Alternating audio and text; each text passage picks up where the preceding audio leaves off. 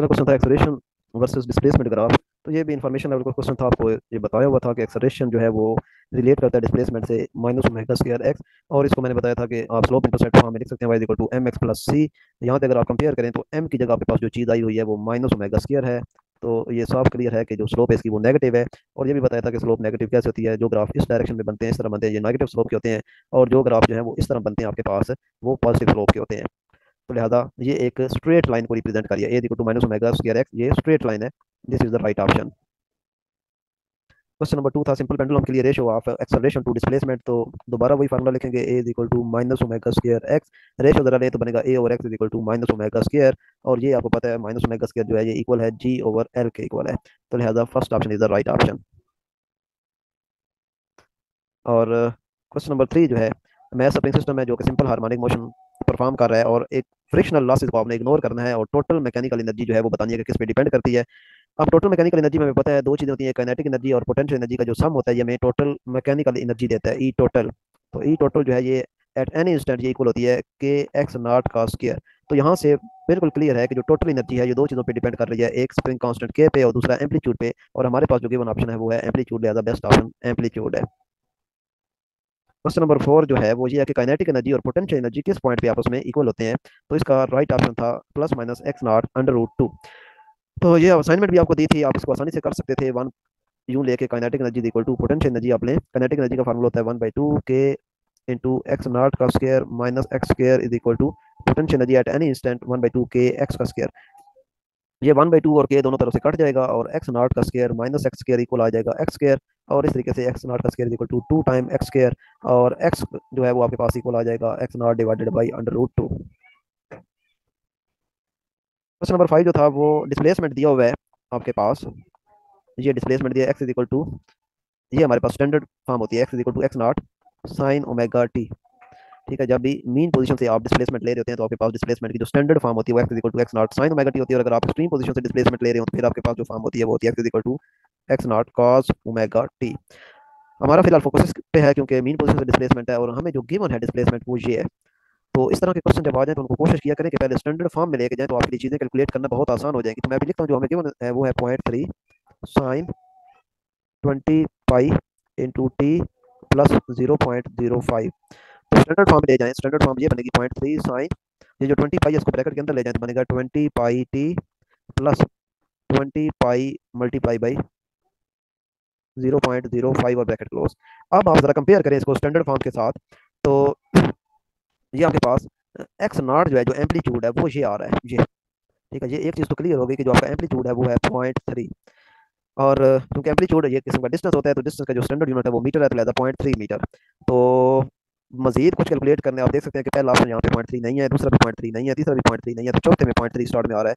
तो time period calculate किए बगैर आप बता सकते हैं कि this is the right option. लेकिन मैं आपके सामने भी टाइम पीरियड भी कैलकुलेट करता हूँ क्योंकि क्वेश्चन के अंदर टाइम पीरियड पूछा गया है। तो आप आसानी से टाइम पीरियड भी कैलकुलेट कर सकते हैं कि ये देखें टी के साथ जो टर्म मल्टीप्लाई हो रही है वो ओमेगा है। तो ओमेगा से ही आपने 2 पाई एफ वाला फार्मूला लगा के टाइम पीरियड निकालना है। तो लिहाजा इधर आपके पास जो टी के साथ टर्म मल्टीप्लाई हो रही है वो है 20 पाई। ये इसका मतलब है कि ओमेगा की जो वैल्यू आपके पास है वो 20 पाई है। Omega is equal to 20 pi.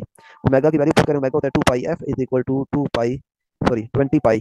तो पाई पाई दोनों तरफ से कट गया, एफ आपके पास इक्वल हो जाएगा 20/2 और ये हो जाएगा 10। और एफ आपके पास होता है 1/t, तो लिहाजा 1/t की वैल्यू आ गई 10, और टी की वैल्यू आ जाएगी 1/10, और 1/10 इक्वल होता है 0.1 सेकंड के। तो लिहाजा ये आपका 0.1 सेकंड भी आ गया। तो इस तरीके से आप क्वेश्चन देख सकते हैं। चीज़ों को आपने सॉर्ट आउट करना होता है और बेस्ट ऑप्शन देखना होता है कि which one is the right option.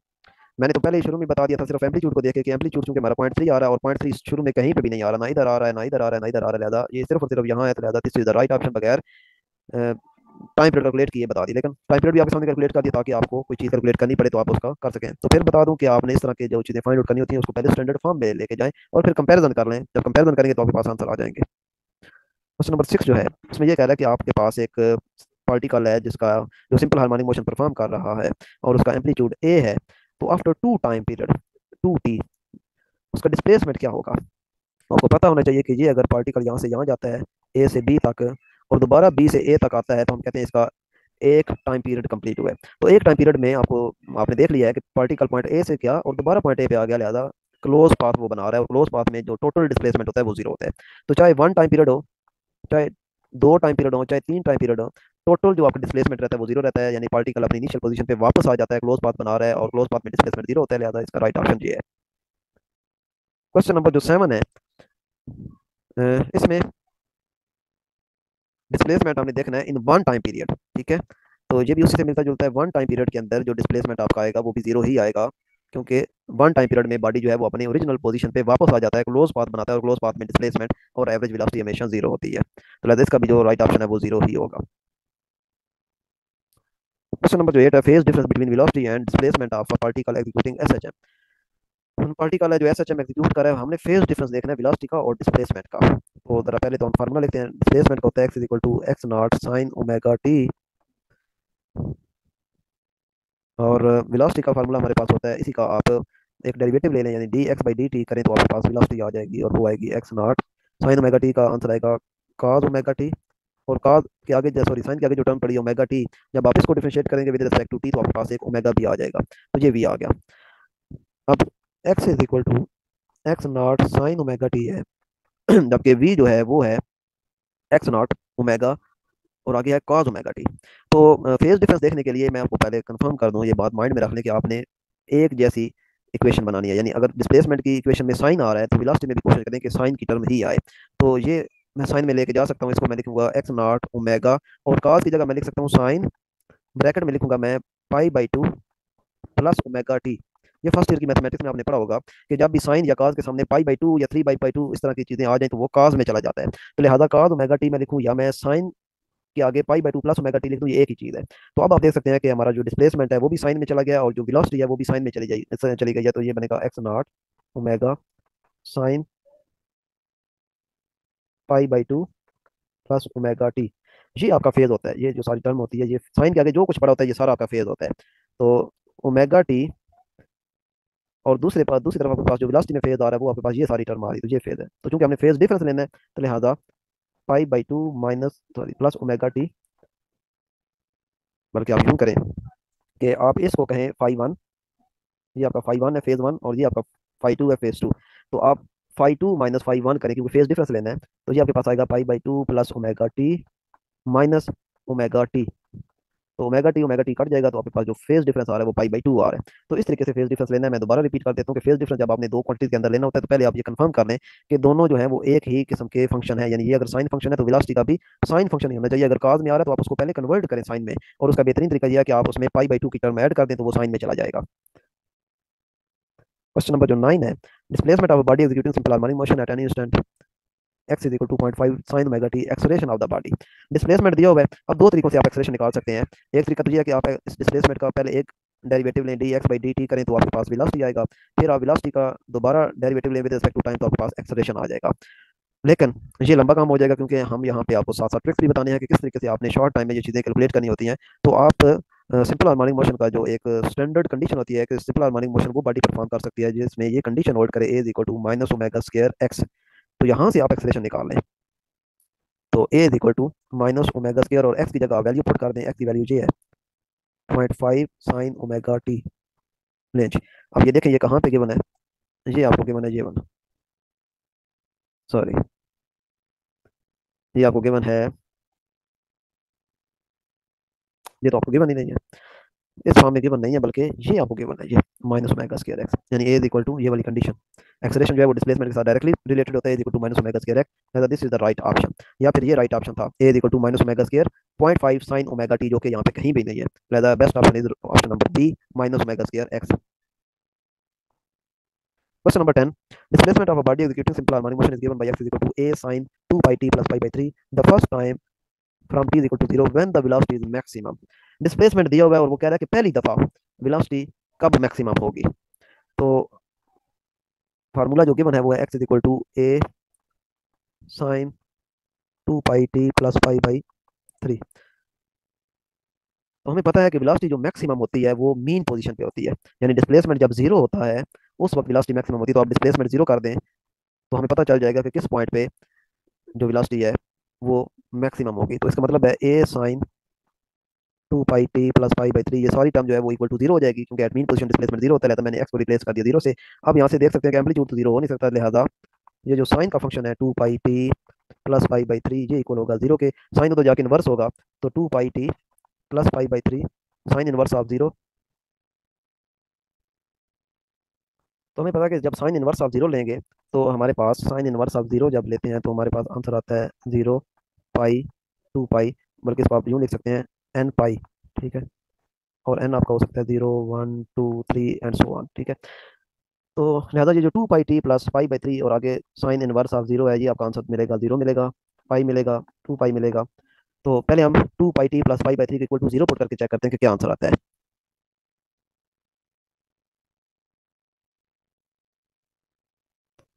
तो ये 2 pi t plus pi by three is equal to 0।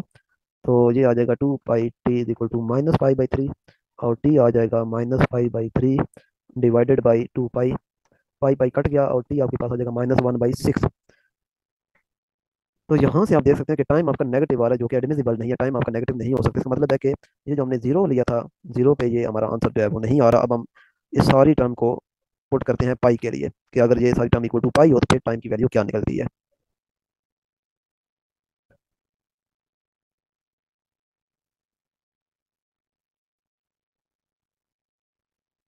तो 2 पाई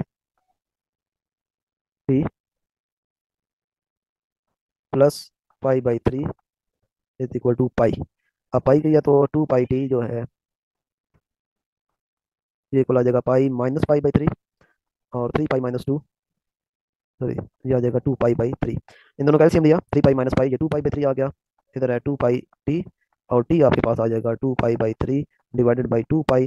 2 पाई के साथ कट गया तो ये 1/3। तो टी जो है ये 1/3 ऑप्शन आपके पास आएगा, और ये है। इसमें बाकी तीन ऑप्शन ऐड नहीं हो सके मिस्टेकनली, तो आपके पास एक ही राइट ऑप्शन था और वही राइट ऑप्शन है। तो ये 1/3 से है। तो इस तरह चीज़ों को आपने अंडरस्टैंड करना होता है और राइट ऑप्शन आपने कैलकुलेट करना होता है। क्वेश्चन नंबर 11 जो है उसमें कहा गया कि टाइम पीरियड जो है वो पेंडुलम का, वो अर्थ की सरफेस पे तो टी है, अगर वही पेंडुलम जो है वो एक लिफ्ट के अंदर रख दिया जाए जो कि यूनिफॉर्म वेलोसिटी के साथ मूव कर रहा है। ये देखिए जी, यूनिफॉर्म वेलोसिटी, सारी बात इसके अंदर है। लिफ्ट जो है वो यूनिफॉर्म वेलोसिटी के साथ मूव कर रही है डाउनवर्ड डायरेक्शन में। ठीक है, तो पेंडुलम का हमने टाइम पीरियड बताना है, तो यहाँ से आपके माइंड में वो फार्मूला आया होगा कि T is equal to 2 pi L/G -A। ठीक है, लेकिन साथ ये भी चीज़ आपने माइंड में रखनी थी कि यूनिफॉर्म वेलोसिटी के साथ लिफ्ट जो है वो डाउनवर्ड मूव करे। यूनिफॉर्म वेलोसिटी मतलब है कि एक्सेलरेशन की वैल्यू जीरो है। तो एक्सेलरेशन जब आप यहाँ पे जीरो पुट करेंगे तो आप देख सकते हैं कि ये वही ऑप्शन आ रहा है जो आपके सरफेस ऑफ अर्थ के लिए था, यानी टी ही रहेगा, इक्वल टू टी, कोई फर्क नहीं पड़ेगा। अगर जब तक लिफ्ट के अंदर एक्सेलरेशन नहीं है तब तक टाइम पीरियड वही रहेगा जो सरफेस ऑफ अर्थ पे है, लेकिन अगर लिफ्ट के अंदर एक्सेलरेशन मौजूद है तो फिर जो है टाइम पीरियड कम या ज्यादा होगा।